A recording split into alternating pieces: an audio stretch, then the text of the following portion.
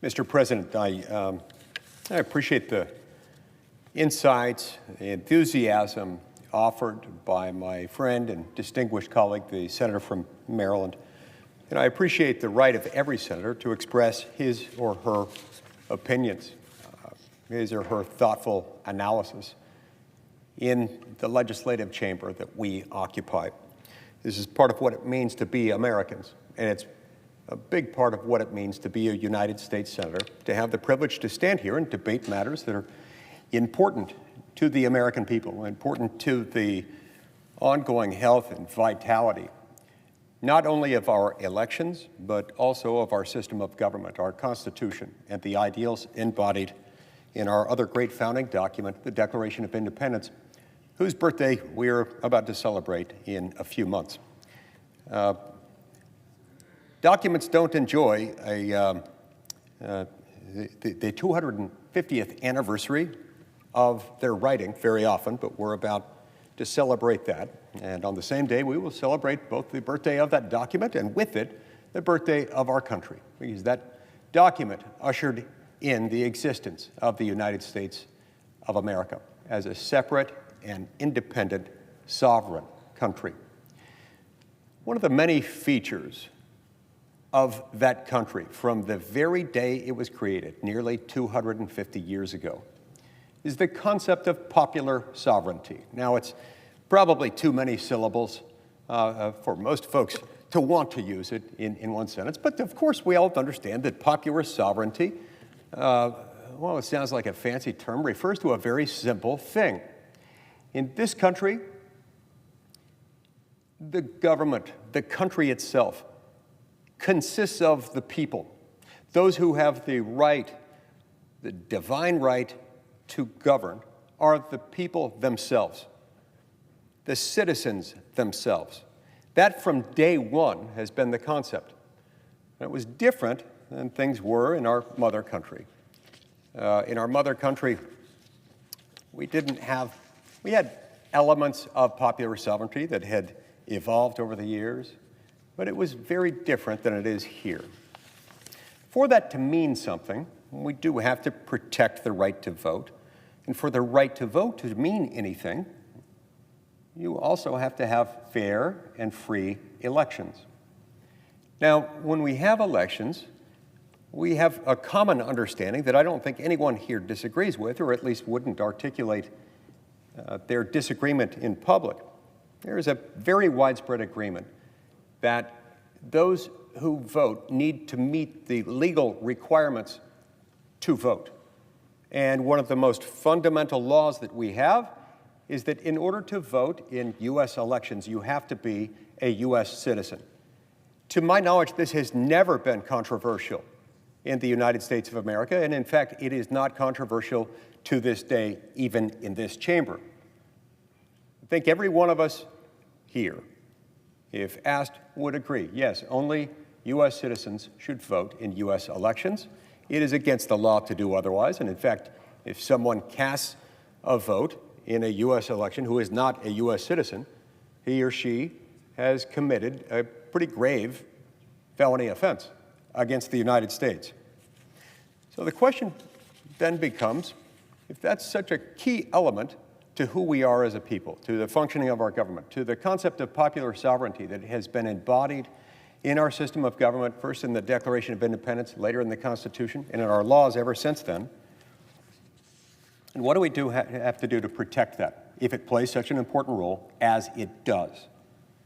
Well, there's this old expression that if everyone's family, no one is. There's a corollary to that. If everything is urgent, nothing is.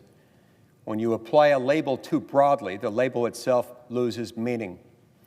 When you grant too many people the privileges, the incidents of citizenship, when those granted it include people who are non-citizens, then that's making everyone family, even if they're actually not.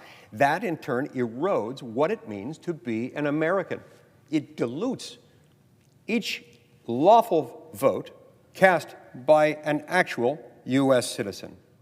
Now, we just heard a laundry list of complaints very, very similar to the laundry list of complaints that we've heard over the last 36, 48 hours. I guess we're going on 72 hours since we turned to this bill just a few days ago.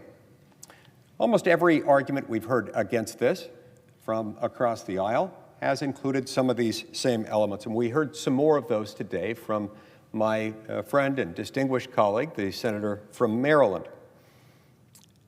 Among those arguments that she made today, just a few moments ago, had to do with, there were some arguments that had to do with the fact that this bill, as she described it, would somehow take away the rights of some American citizens to vote, and that it would result in disenfranchising American citizens. I wish to state at the outset, emphatically, that this is not true. This was neither the intention of the Save America Act, nor would it be the effect of the Save America Act. This legislation, once it becomes law, will not disenfranchise a single American citizen, not a single one. The only people who will be prevented from voting are those who are not citizens, those who are not allowed to vote in our system of government, and those who, by voting, if they were to vote, would be committing a very serious federal felony criminal offense, and with good reason. And so we've got to be clear about what this does. This does not, as she put it, erect barriers that would stop U.S. citizens from voting. Remember what this does. We've got the twin objectives that are upstream from everything that we're doing this. We want to make it easy to vote, and we want to make it hard to cheat. And to do that, we have two principal elements in the Save America Act. The first element would require voters to bring a government-issued photo ID with them to the polling place on the day of voting to show who they are, to demonstrate that they are who they claim to be and that they're the same person referenced in their voter registration file. That's important for a number of reasons, including the fact that you don't want somebody voting in somebody else's name, and you certainly don't want somebody voting who's not supposed to be voting at all. There are some people in the United States who might be citizens who are prohibited from voting for reasons having to do with criminal convictions, for example, or those who may have renounced their U.S. citizenship. You wouldn't want that to happen. You wouldn't want a non-citizen voting, and you wouldn't want one person who might be a citizen with voting rights voting in somebody else's name, perhaps in an effort to cast multiple votes in the same election by impersonating another or otherwise. So that's a very simple principle. Now, that feature of the bill, having to bring a government-issued photo ID to the polling location on the day of voting to show that they are who they claim to be, it is not controversial. It's certainly not controversial among the American people, not among Democrats, not among Republicans, not among members of any ethnic group, racial minority, either gender, any part of the country. This is non-controversial throughout the United States. It is apparently even non-controversial in this chamber, whether you're a Democrat or a Republican. Over the last few days, we've heard Democrat after Democrat, perhaps not all of them, but many of them, including the minority leader himself, indicate that they're just fine with voter ID requirements. And yet last night, when the junior senator from Ohio attempted to pass, by unanimous consent, a provision limited to the voter ID requirements of the Save America Act, it drew an objection from the Democrats. Now, when that objection was raised, the argument that I heard, that I recall, didn't have anything to do with objections to voter ID. They had to do with other things elsewhere in the Save America Act. The second component of the Save America Act, of course, is a requirement that at the time a voter newly registers to vote, he or she must establish that he or she is a citizen of the United States. An important point to remember here is that no one will be required to re-register. If you're already registered to vote in the United States, you don't have to go back and do it again. Unless or until you have some event that requires you to register again. Let's suppose, for example, that you move from California to Utah. Well, then, yeah, you would need to re-register in your new place of residence. But nobody who is currently registered to vote would have to re-register unless or until they move or something else might require a registration. And nothing in this bill would require that. So let's keep that in mind. There are a number of arguments that keep being raised, primarily about the proof of citizenship requirements within the Save America Act. I would note here that in the citizenship component of the Save America Act, there are two basic components within that. One component deals with the obligation of the registering voter at the time of voter registration. And the other imposes obligations on state governments to coordinate and share information and data with the federal government as they undertake regular reviews of state voter registration files, just to make sure that people who are registered to vote are, in fact, United States citizens.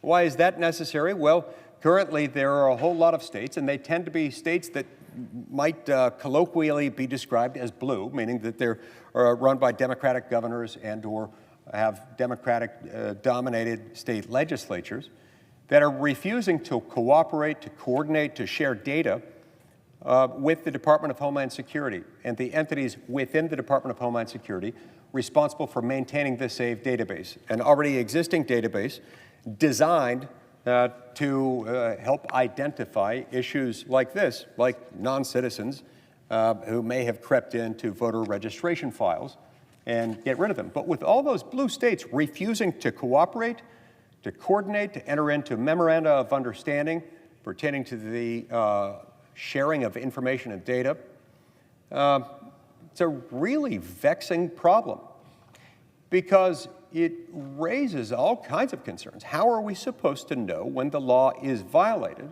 when a non-citizen has registered to vote, if the federal government, which is ultimately the piece within our government system that has the records and the ability to ascertain citizenship? How are you ever going to expect that we can ensure that our laws prohibiting non-citizen voting in U.S. elections, are being complied with?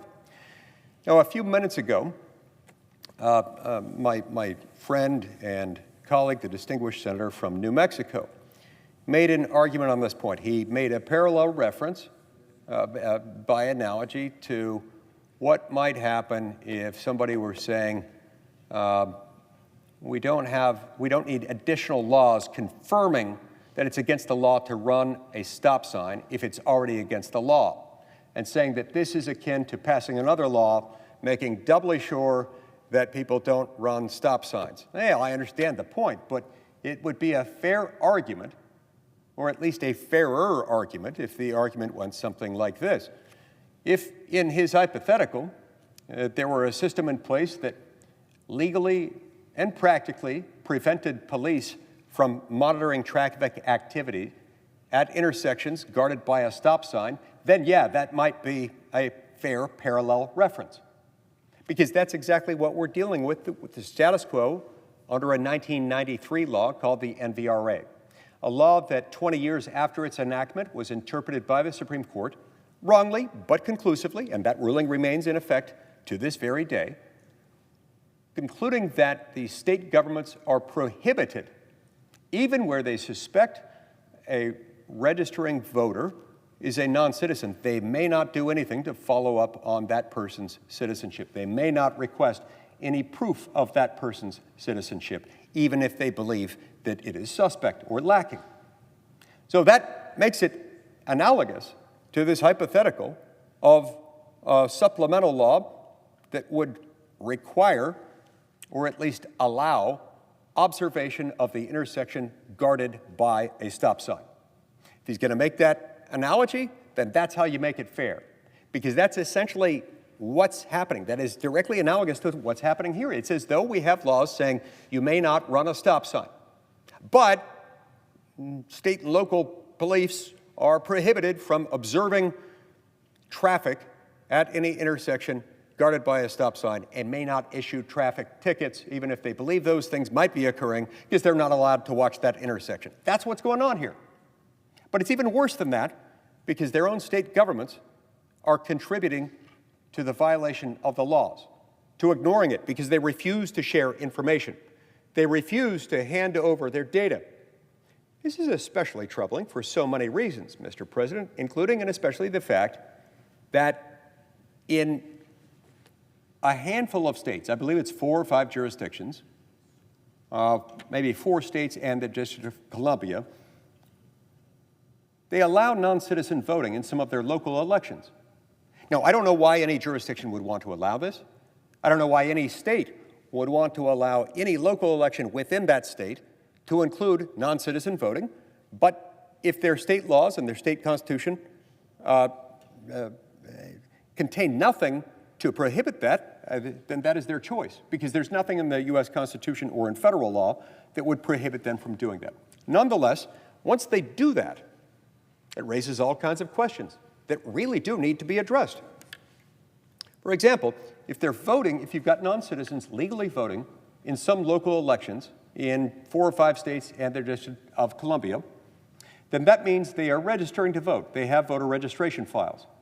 When those states are asked, what are you doing with those voter registration files to make sure that they're not cross-pollinating, that the same registered voters who are non-citizens are not also participating in federal elections? And they're not sharing their information. They're not answering that question, which is a really, really important question. And their refusal to answer that question or to share data makes the need for this even more pressing. Now, when we look at all of this, one of the many arguments that the Democrats appear to be raising over and over again, there are 2 of them that are especially common that I think need to be addressed head-on here. One of the arguments raised over and over again is that if we require registering voters to provide at the time of voter registration proof of citizenship, then that is necessarily going to disenfranchise a lot of people. Now, one number they throw around is something like 21 million Americans will be disenfranchised, will be unable to vote. Well, that by itself is not true. It's not supported. This is based on some studies indicating, based on surveys, they extrapolate that there are about 21 million Americans who don't necessarily have that requisite documentation, or they don't know where it is at the moment, or something to that effect. Remember, by the way, any and every time any American citizen takes a new job, starts a new job as an employee for a new employer on American soil or anywhere within the jurisdiction of the United States, they have to fill out an I-9 form. And the I-9 form requires them to provide, before they may start that job, proof of U.S. citizenship, either supplied by a U.S. passport establishing U.S. citizenship, or alternatively, an original certified birth certificate accompanied by a government-issued photo ID and or an original Social Security card. If you don't have those things, you can't start the job unless or until you can provide that documentation. Now, those things would suffice under the Save America Act, voter registration provisions requiring proof of citizenship.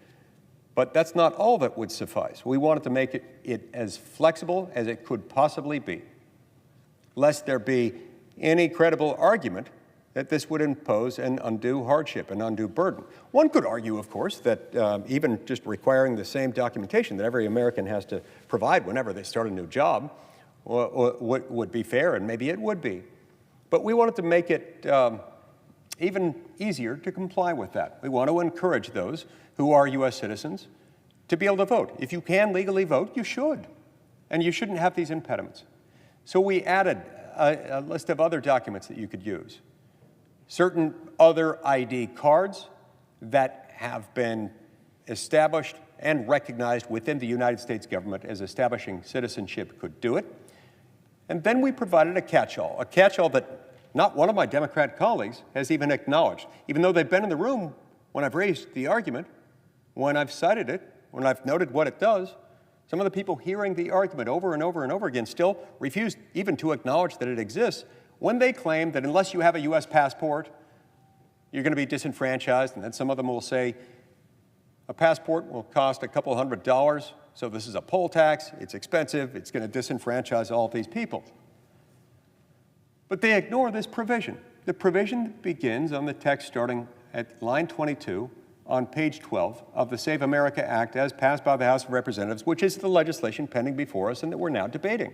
They ignore this every single time. They ignore it over and over and over again, to the point of being not only disingenuous, but dishonest. These are, in fact, dishonest arguments because they overlook that. This doesn't disenfranchise anyone.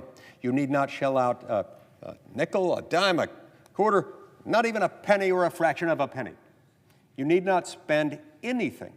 You need not waste any time digging through old piles of documents if you can't find them. And if you never had those documents to begin with, or your house burnt down, or your dog ate them, or whatever, not a problem. Why? Well, because we've allowed them by a simple affidavit to provide an attestation. There's a personal narrative of here is why I'm a citizen, either based on the fact that I was born in such and such a city in the United States on such and such a date, or I was not born a U.S. citizen, but I was later naturalized. Here's where I was born. Here's when I was naturalized. Here's the path I took to naturalization. Either way, once you submit that, and that could be in the brief paragraph, maybe a few sentences describing those critical facts, you hand it over to the state election official, and the burden then shifts to the state to confirm or refute. And unless they can refute the facts that you allege, you are a registered voter, and there's no need for you to worry about it. So this is absolute nonsense to say that you'll be disenfranchised if you don't have your documents or you can't afford a passport or whatever it is. This is just an absolute, total lie. And so, look, in these more serene moments within the United States Senate, when things seem calm, and they are in some respects calm, it's not a time for us to assume that the arguments aren't real, that they aren't being made aggressively. This is not a time for drinking a pina colada. This is not a time for ignoring the endogenous and exogenous pressures that we face from every direction. Speaking of endogenous pressures, I see the presence of my friend and distinguished colleague, the great senator from the state of Kansas, and he's got a message for us, and I'm going to interrupt my remarks and yield, with the permission of the chair, to Senator Marshall until the conclusion of his remarks, when I will continue mine. Thank you, Mr. President, and I yield back to the senator from Utah. Thank you. Thank you, Mr. President, and thank you to my friend and colleague, the senator from Kansas, for his observations. It's often helpful to have a diagnosis of an actual medical doctor when prescribing a problem. We have an illness within our election system. Our elections have been rendered infirm, or at least very insecure, by some of these features that I've noted just a few minutes ago, including the fact that the 1993 NVRA, as passed by Congress, has been interpreted wrongly but conclusively by the Supreme Court as prohibiting the states from taking any voter registration file that comes through the NVRA, meaning an application for a driver's license made at a DMV, in which the applicant checks a box and signs their name saying, yes, I would like to also register to vote with my driver's license application. And I certify with my signature that I am, in fact, a U.S. citizen. Once that's done, there can be no further inquiry, according to the Supreme Court's incorrect but conclusive ruling in this 2013 case called Arizona versus Intertribal Council of Arizona. And that, in short, is why we are where we are today. It's most of the reason why we need the Save America Act.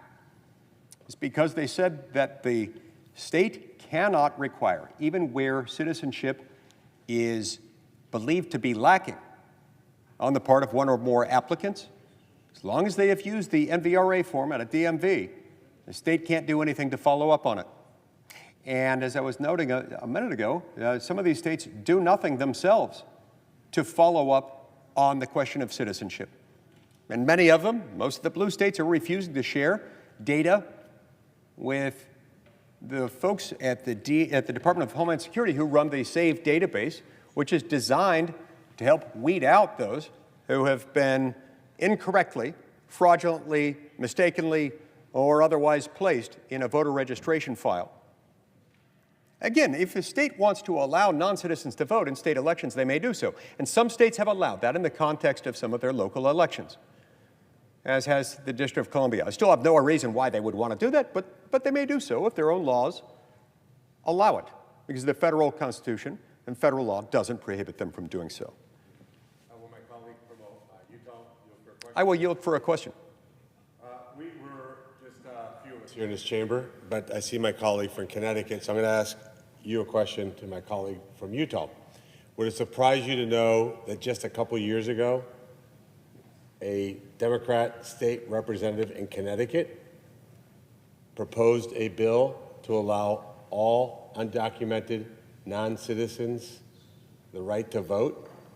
And it's estimated that there's 240,000 illegal aliens in the state of Connecticut, and yet a Democrat elected official proposed that bill. Would that surprise you? It surprises me in the sense that it seems phenomenally unwise. It would have surprised me earlier in my lifetime, would have surprised me even earlier in my time here in the United States Senate.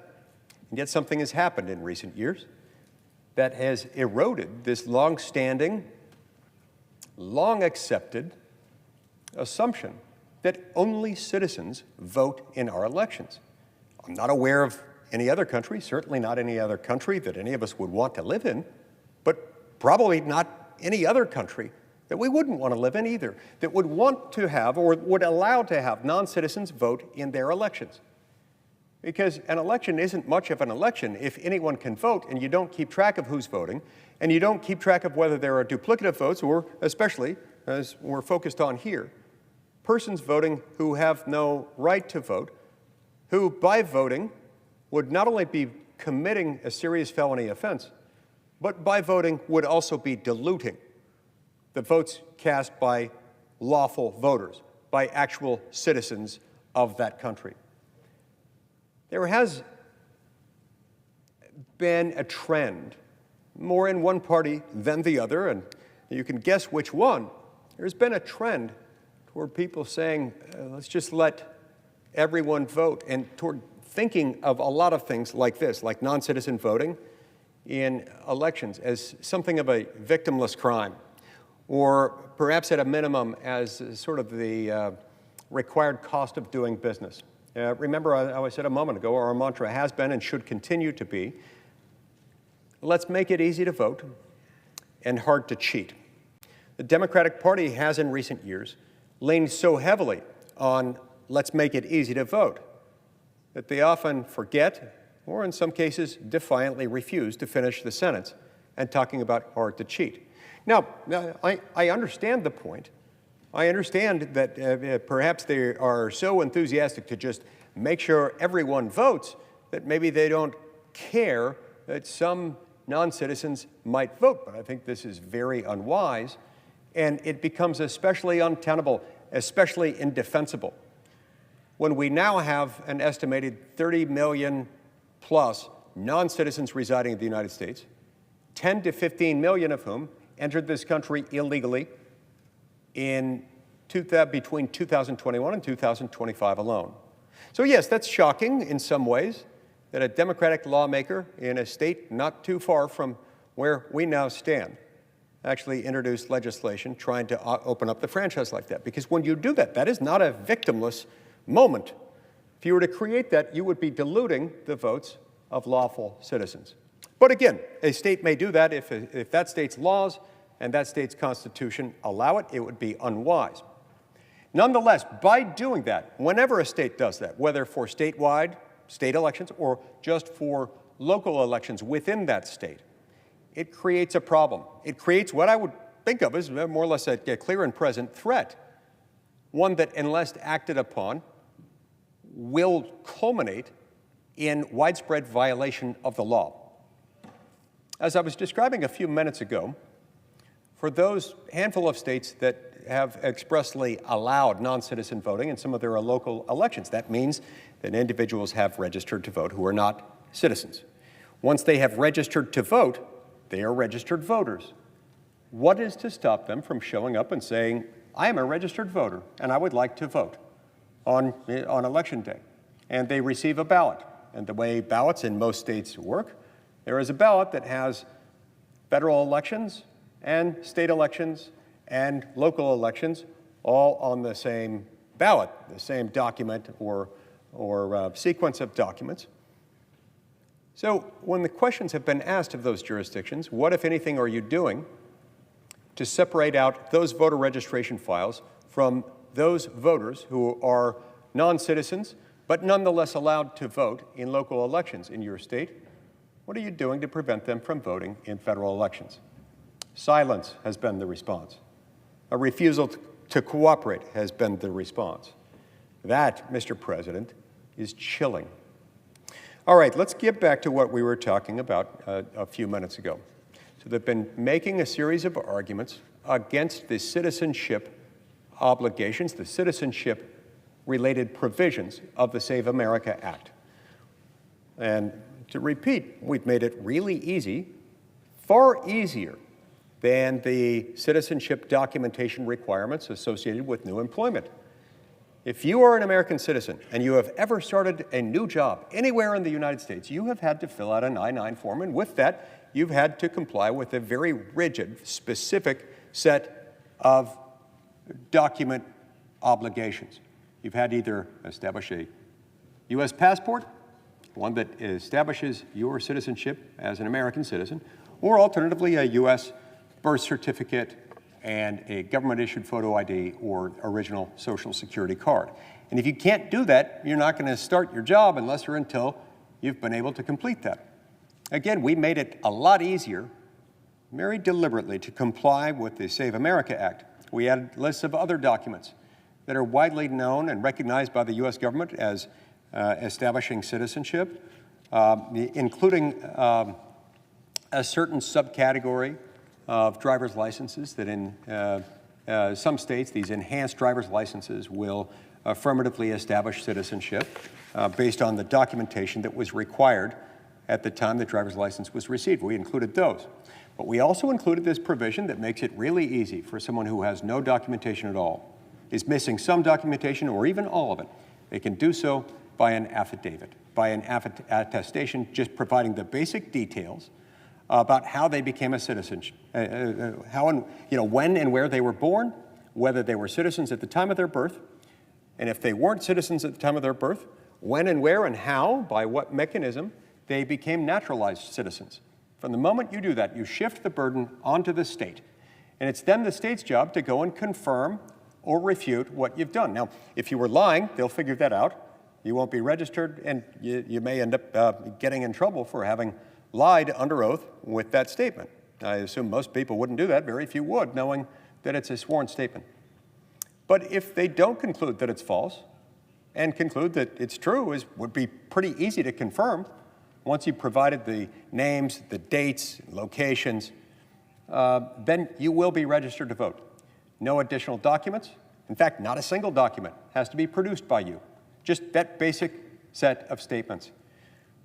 Again, that begins on line 22 on page 12 of the legislation we're now debating. And yet over and over and over again, I hear from my Democratic colleagues who are arguing against this, oh, this is going to disenfranchise anyone who doesn't have a passport, as many Americans don't, and a passport costs a couple $100. And they then often make the logical leap, well, this means that you're imposing a poll tax, something that has been prohibited by the U.S. Constitution for over 60 years. And this simply is not true. There is not a poll tax. There is not a single expense. This doesn't disenfranchise anyone, even if you don't have any documents. And this is far more permissive than what you have to produce every single time you start a new job in the United States of America as a U.S. citizen. Here's another argument that is frequently being raised against the Save America Act. This is a fairly broad argument. It's a surprising argument for reasons I'm about to explain. The Democrats are waving the flag of federalism, purporting to be the champions, the newly invigorated champions of state sovereign authority, of the authority of the states within our federal system. That's what I refer to when I mean federalism. I'm referring to the 10th Amendment, to the broad concept of federalism, the idea that the federal government is, as James Madison described in Federalist Number 45, a government with powers that Madison described as few and defined. And those powers reserved to the states he described as numerous and indefinite. My Democrat colleagues, each time they bring this up, they use the same term. It's an awkward term, it's an outdated term, it's a misnomer in my opinion. I don't like it. It's states' rights. This is a term that conjures images of George Wallace in the Deep South, the Jim Crow South. The Jim Crow policies that the Democratic Party at the time insisted upon. It was racist, oppressive, hateful policies designed to disadvantage black Americans and to exclude them from many aspects of society, public life and private life, indefensible. They would often invoke this doctrine of states' rights, which was then and remains now a misnomer, because states do not have rights. States have authority. Authority is kind of the opposite of a right. A right, in this context, is something that is a privilege, a protection against authority being misused against you. So they're kind of the yin and the yang. They are polar opposites of each other. They are not the same thing. All right, I got that out of my chest. Now let's move on to the substance of it. We'll call this federalism or state sovereign authority. They purport now to be the champions of state sovereign authority. This is really interesting. And they say that the Save America Act, this very straightforward bill that just requires proof of citizenship at the time of voter registration and photo ID at the time you cast a ballot to prove that you are who you claim to be, the same person identified in your voter registration file. They claim that this is somehow incompatible with constitutional principles of federalism, that it's somehow unconstitutional as a federal takeover of state authority to conduct elections. Now, this argument would be laughable if it weren't so frightening and, frankly, hypocritical. Remember that in the first place, Article 1, Section 4, Clause 1 of the Constitution couldn't be clearer on this point.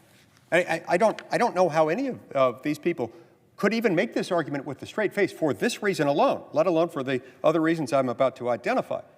But Article 1, Section 4, Clause 1 of the Constitution makes a couple things clear. First, they acknowledged wisely, I believe, that elections would be conducted by states. They didn't want to set up a federal election authority. That'd be cumbersome. It'd be unnecessary. It'd be unwise. Too much consolidation of power, especially because this was always supposed to be a government of limited and enumerated powers. So they said that not only for state elections, which obviously state authorities would manage, but also for the election of federal officials, specifically election of U.S. senators and U.S. representatives, members of Congress, that their elections would also be run by state officials. They said that the legislatures of the respective states would have authority to establish the rules and regulations governing those elections, which they themselves would conduct. But my Democrat colleagues conveniently leave out the following phrase in the same provision, in Article 1, Section 4, Clause 1 of the Constitution. That phrase being, but the Congress may at any time make or alter such regulations. Meaning those regulations, those rules and regulations governing specifically the state-run elections to choose U.S. representatives and U.S. senators. It could not be clearer. So that's all this is. We are using our authority, our very specific, very clear authority to prescribe those rules and regulations. It's not just in the abstract that this makes sense, not just in that technical, grammatical sense that we have that authority and that's what we're exercising here. This is exactly the kind of thing that should be, and I believe must be, perhaps can only be, wielded by the federal sovereign, not by state governments. Because what we're doing here is to establish citizenship. Remember, we do have the power to say this, and we have in fact enacted laws saying that only U.S. citizens may vote. to give meaning to that, to render it enforceable. We have the power to ensure that that law is being complied with. And the U.S. government is also uniquely in a position to be able to ascertain who may be a citizen and who is not a citizen. No single state is going to be able to ascertain that question, nor is U.S. citizenship itself a creature of state law as it is of federal law. It's exactly the reason why we have various government agencies that are involved in this, and that they're managed more or less through the U.S. Department of Homeland Security, which, among other things, runs this database that already exists called the SAVE database. That's created for, in addition to whatever else it may cover, for this very sort of thing, so that states sharing information with the U.S. government may cross-tabulate, cross-check their voter registration files against U.S. citizenship data uniquely in the hands of the U.S. government and easily ascertain who is a citizen and who is not. That's an especially important thing to have, especially considering the fact that we had between 10 and 15 million people come into this country unlawfully just in the 4-year period alone, separate and apart from those who may have already been here, just between 2021 and 2025, 10 to 15 million people entering this country unlawfully, and there are an estimated 30 million plus non-citizens residing in this country in almost every state, given that almost every state participates in the NVRA. In almost every state, any of those non-citizens, whether they're here legally or illegally, in light of the Supreme Court's ruling in 2013 in Arizona versus Intertribal Council of Arizona, any one of those people in any NVR state, which is almost every state in the union, can go into a DMV, apply for a driver's license, and by checking one box and then signing their name, they may register to vote. So it's really important that we have that ability to do that. This information is uniquely in the hands of the U.S. government, which is uniquely in a position to define and manage what it means to be a citizen and keep track of who is a citizen and who is not. And yet, these blue states continue defiantly to refuse to share information. They're actively subverting our ability not only to enforce federal law, but to even know when a violation has taken place or is taking place. And so that's stunning. That's what makes it all the more indefensible for them to oppose this, and all the more laughable that they purport to be invoking the doctrine of federalism. They purport to be invoking the 10th Amendment, to be wrapping themselves in the Constitution by saying, this is an outrage. This is a federal takeover of a state function. No, it's not. It's doubly and triply not a state function. It is a distinctively, decidedly, by designation of the U.S. Constitution, a federal function. Now, for the reasons why this is not just a laughable argument, but it's also hypocritical. Just a few years ago, many of the very same Democrats who now occupy this chamber, in fact, nearly all of them, were there at the time, and every single Democrat serving in the United States during the 117th Congress, that is the Congress impaneled on January 3rd, 2021, serving through January 3rd, 2023. Remember, that was a moment when the House and the Senate and the White House were all controlled by Democrats. Every single Democrat in the United States Senate at the time, which are most of the Democrats who are still here, but every one of them who were here then, tried to pass and supported a bill designated in the 117th Congress as H.R. 1, the so-called For the People Act. Perhaps the most aggressive, intrusive, and independently, aggressively overreaching federal power grab over elections in American history. Now, that bill was not a modest reform.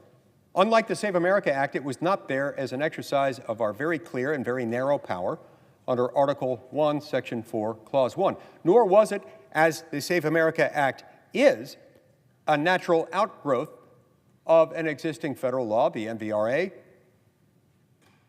nor was it necessitated by a quirk in the judicial interpretation of an existing federal law, the NVRA, as this is. Remember, that's the only reason we're even here. That's the only reason the Save America Act even became necessary, is because of the NVRA, an existing federal law, that itself imposes obligations on states based on the way it was later interpreted after its enactment. So, in other words, I say to my Democratic colleagues, if you are offended by the Save America Act as a supposed federal overreach, not only is that indefensible as a matter of federal constitutional law, either the plain text of the Constitution or any Supreme Court interpretation thereof, but it also presupposes that if you are opposed to this, that you also think the NVRA is itself an unconstitutional federal takeover of state election authority. Now, if you think that, then we're going to have a very different discussion. But to my knowledge, not one of them has suggested or argued that the NVRA is unconstitutional. And if it is not, there is not a chance in hell that you can make the argument that the Save America Act is unconstitutional. Not a chance. Back to the For the People Act, H.R. 1 in the 117th Congress. It was an 800-page monstrosity, a blueprint for nationalizing every meaningful aspect of how states run federal elections, that is, elections for federal office. Most importantly, elections for the U.S. Senate and the U.S. House. And Democrats defended it by citing the exact same constitutional authority that they now pretend doesn't exist. That is Congress's power under the Elections Clause to set uniform rules for federal contests.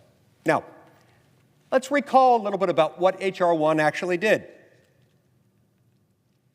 I should say what it would have done had it been enacted. Mercifully for all of us, it wasn't. Let's talk about what it did. It didn't just suggest a few changes. It didn't just suggest some curative protections to existing federal legislation. No, this is an entirely different beast, and beastly it was. It imposed binding nationwide mandates with federal court enforcement on matters of sweepingly, stunningly broad application.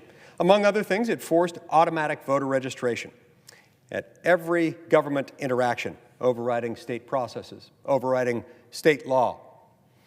It mandated same-day voter registration everywhere. This is a big issue because states have a broad range of when they deem it appropriate to begin or end, especially end voter registration prior to any election. Many states consider it reckless and an invitation, a recipe for voter fraud, if they allow same-day voter registration. Other states don't. That's long been considered their prerogative to decide, but this would have just decided it for the entire country. It would have required no excuse absentee voting and minimum periods of early voting, no matter what state law said. If some states wanted, and previously had always had much more limited pre-election day voting periods, or none at all, it wouldn't matter. It completely eviscerated their authority to make such decisions. It would have stripped state legislatures of their traditional role, not just their traditional role, but their constitutional role, a role acknowledged in the U.S. Constitution itself and in the respective state constitutions in drawing legislative district maps, specifically those mentioned in the U.S. Constitution, the congressional maps.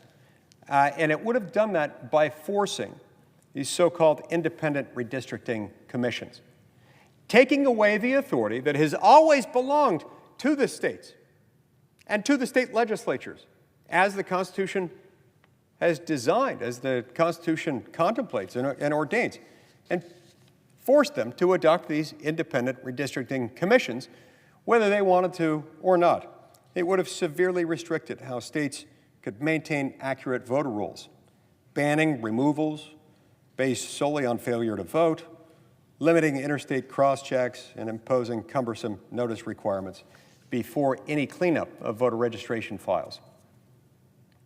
As if that weren't enough of an insult to federalism, to state sovereign authority, to good government, local self-rule, or any of the other things that we hold dear in our constitutional system, H.R. 1 went even further than that.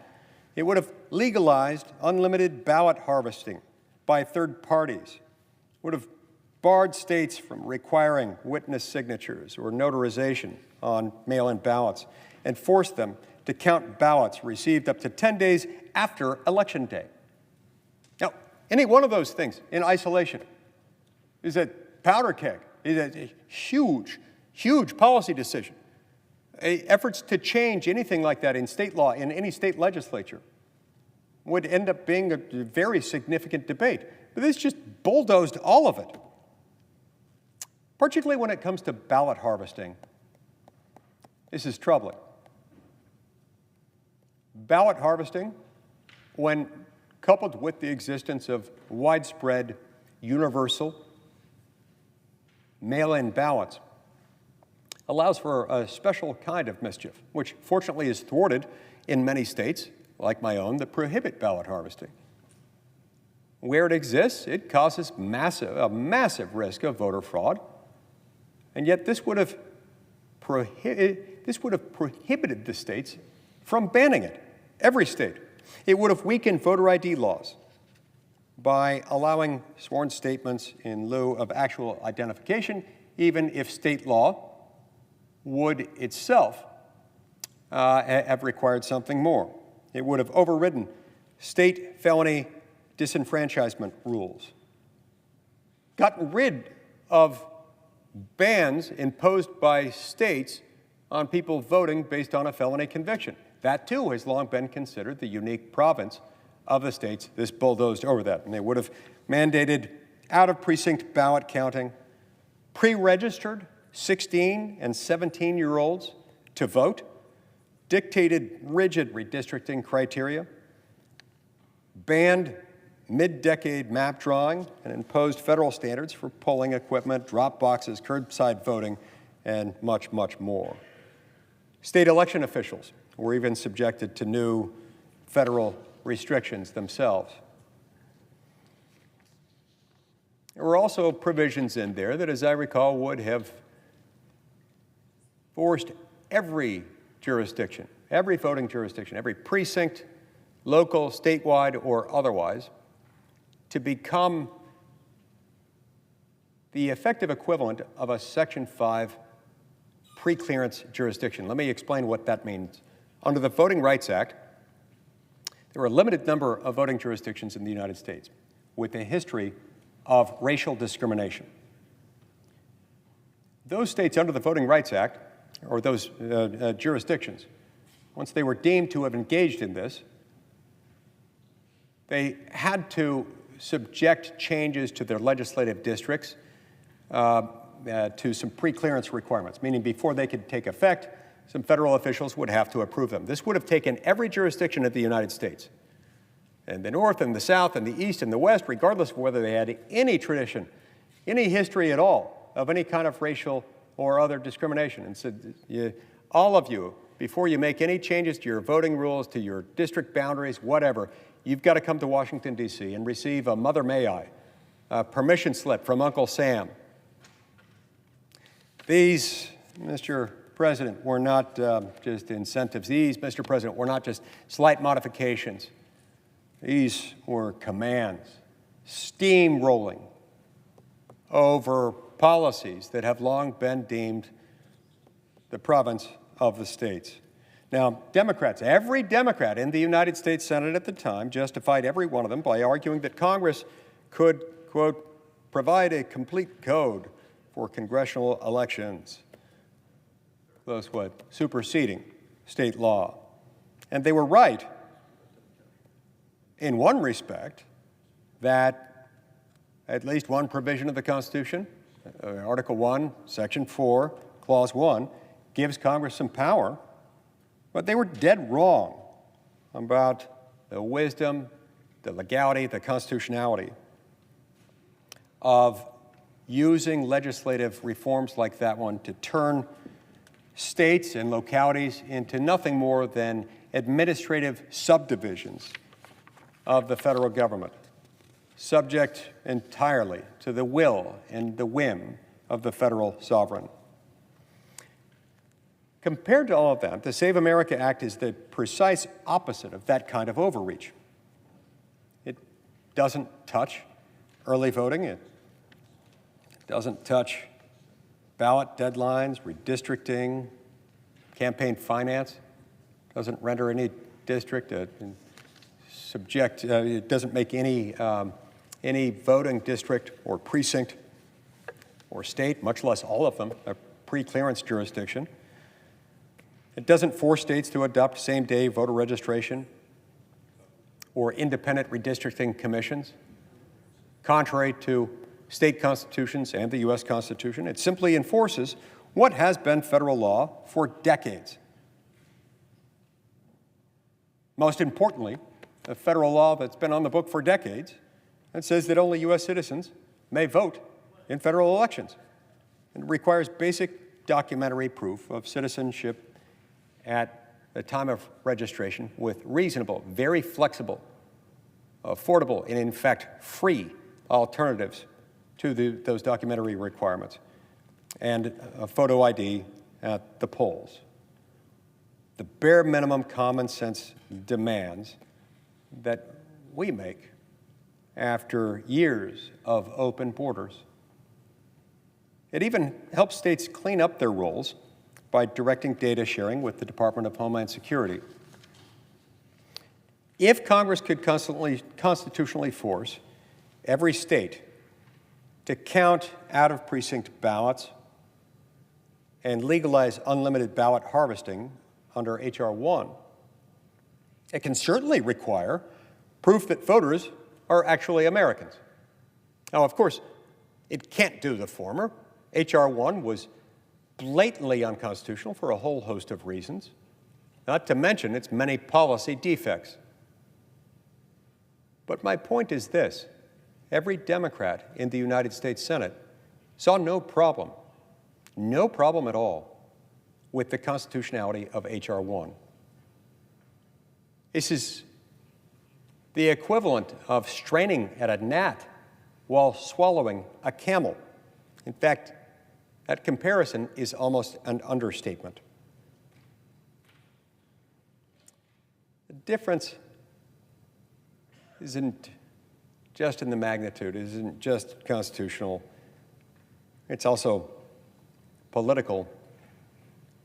Democrats cheered federal preemption when it was sweeping, when it expanded,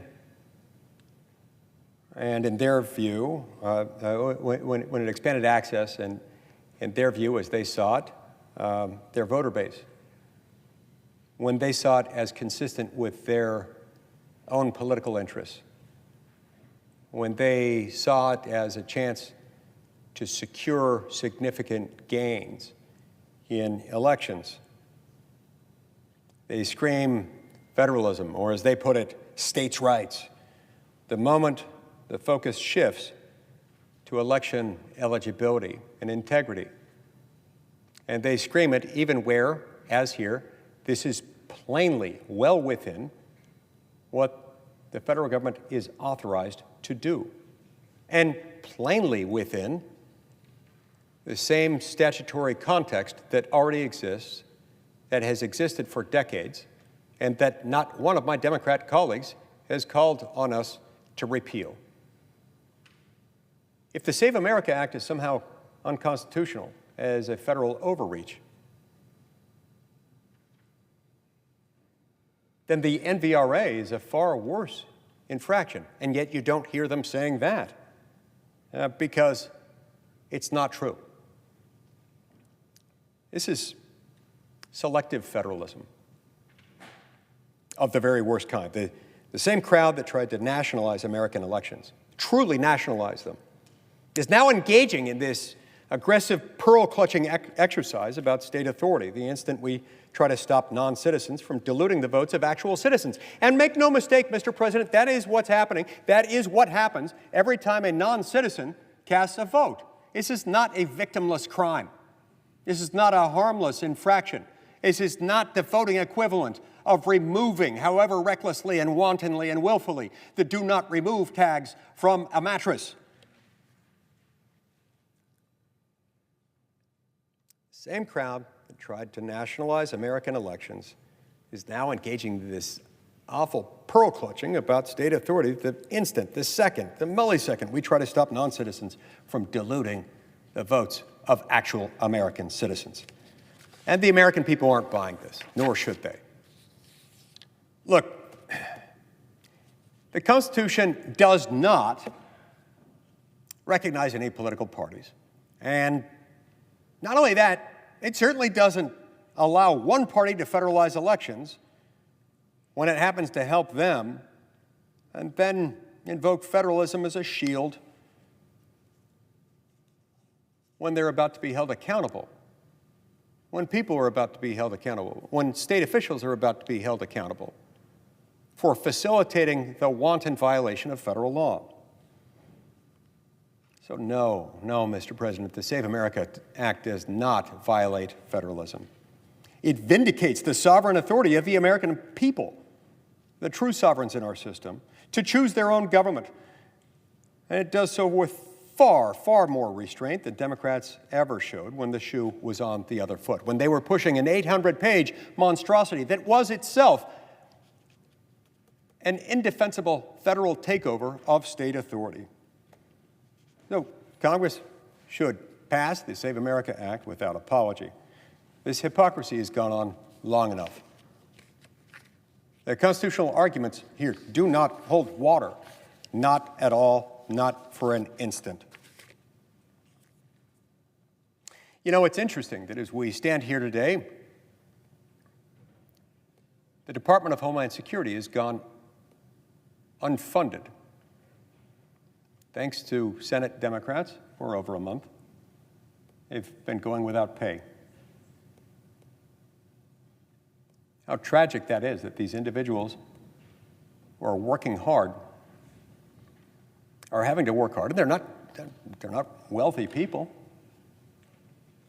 You think of everyone from TSA agents to ICE agents, everybody else in the Department of Homeland Security continuing to have to work.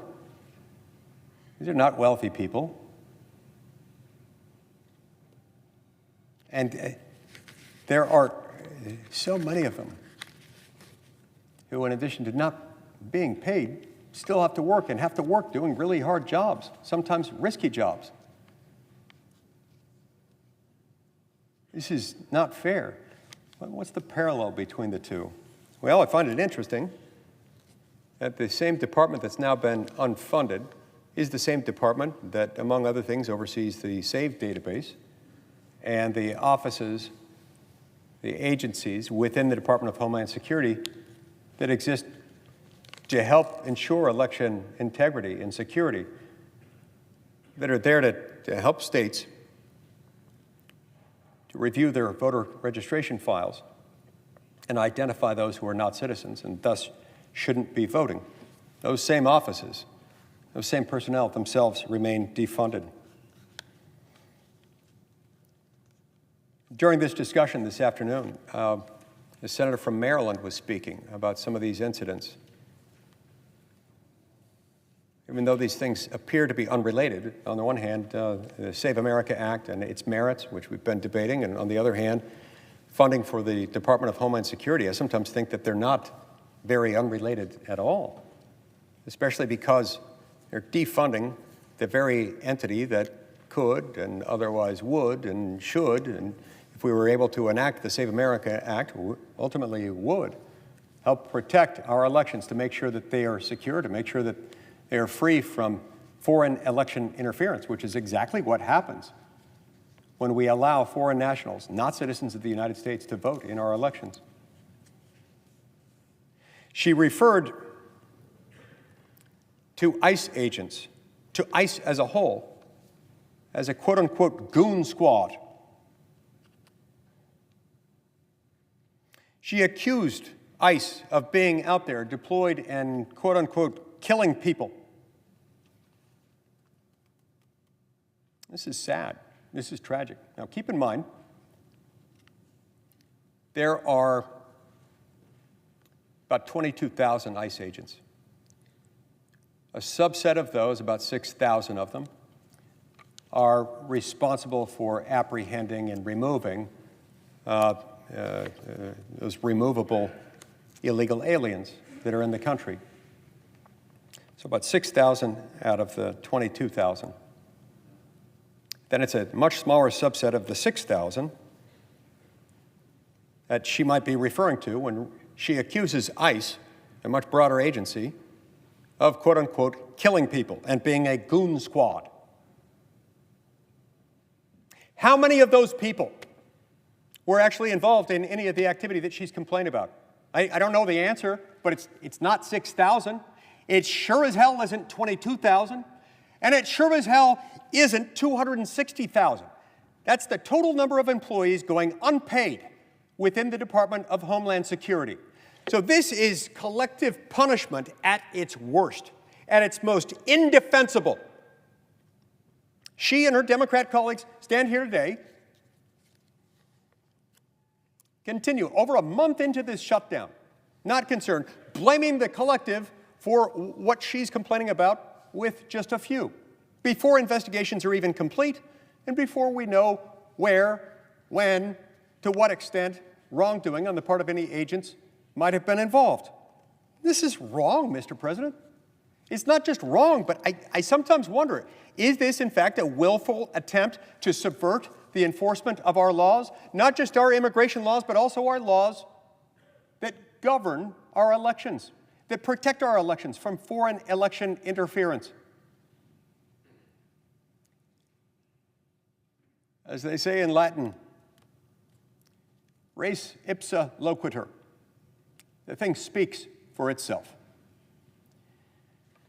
Mr. President, before I wrap up, I want to thank our Republican leadership in the Senate. I want to thank my friend and colleague, the distinguished senator from Wyoming, who serves as the Republican whip. And I want to thank my friend and colleague, the distinguished senator from South Dakota, the majority leader, Senator John Thune, for their leadership. I want to thank them for keeping us here through this weekend, to keep us debating these matters. We have no business going home, not for a weekend, not for a recess. We have no business going home until this is done. We've got to get DHS funded. We've got to get the Save America Act passed. And yes, they are related. For the very same reason we need one, we also need the other. And for this very same reason that they oppose one, they oppose the other. But the fact is, Mr. President, the American people are not with them, they are with us. The American people understand that it's not fair to punish the collective for what may or may not be the wrongdoing of just a few. The American people understand that it is not an act of aggression, certainly not an unconstitutional overreach, certainly not an egregious abuse of power or anything other than common sense to require people who vote in U.S. elections to be American citizens. And to end this barbaric practice to which we've been subjected for far too long, and which we're told, yeah, it's illegal for non-citizens to vote, but you can't do anything about it. They've rendered it unenforceable. We're trying to fix that with a narrowly tailored piece of legislation. Now, if one of them, even one of them, wants to talk about changes that we could make that would make them feel better about it, I'm all ears. I've been listening to that for 3 days now, and longer than that before we got on. But since we got onto this bill about 3 days ago, I've been listening especially attentively for anyone to make a constructive suggestion from the other side, or even an argument that is itself defensible in light of what the Save America Act actually does, in light of what federal law actually says, and in light of what the U.S. Constitution actually allows, authorizes, and says. And I have yet to hear it. Sometimes I wonder, Mr. President, what it is that they actually want. Do they actually want our borders to remain open as they were between 2021 and 2025? Do they, beyond this, actually want non-citizens to continue to be able to vote? even when we know that in some states they're openly allowing or even inviting non-citizens to participate in some local elections, even when they know that there are thousands upon thousands of non-citizen registered voters that have been detected just in the small handful of states that have on their own undertaken a review to see who is registered. They've found thousands, and that process is far from complete yet. How many more are there? And how long are the American people to be expected to suffer through a system that invites, allows, and perpetuate forces that will undeniably dilute, and by diluting, ultimately deprive them of one of their most sacred rights, the right to vote? Finally, Mr. President, when we talk about constitutional protections of rights, my colleagues say again and again and again that because the right to vote is constitutionally protected, and it is, by multiple amendments in multiple ways by the Constitution, that somehow means that you can't put any reasonable restrictions on it. Well, that's not true. That's never been true. We do have restrictions on them all the time. We also have restrictions on a lot of other constitutionally protected rights, and that doesn't mean that you don't have to prove who you are and that you have the right to do the thing that you want to be able to do. We already have to prove our citizenship every time we start a new job with a set of documents, document requirements that are far more strict than those are here. We already have to divulge all kinds of information that's far more intrusive than anything required here. And in fact, on the subject of specifically constitutionally protected rights, the right to bear arms, you know what you have to do when you want to buy a gun through a federally licensed firearms dealer? You have to provide ID, and you have to show that you are who you say you are. Then they run it through a database to make sure that in addition to being who you say you are, that you also have the right to exercise the constitutionally protected right that you want to exercise by buying that gun. It's the same exact thing. It is also a constitutionally protected right, and yet we allow it. Why? Well, because we have laws, and those laws decide how that right may be exercised, and we ban certain persons from wielding that right. For example, if you're an alien, illegally or unlawfully present in the United States, or you're a convicted felon, or you fit any of the other categories, in 18 U.S.C. section 922G, you're not allowed to purchase, possess, use, or probably even think about a gun. You'll be prohibited from doing so. They're apparently okay with that. If they're okay with that, and that's a constitutionally protected right, why aren't they okay with this? When somebody else exercises that right, they're undermining your vote, my vote, the vote of every American citizen. We cannot allow that to happen. I will continue to come back to the Senate chamber every day, day after day, week after week, month after month, if that's what it takes to get this thing passed. But it will pass. We will not stop until it does. Thank you, Mr. President.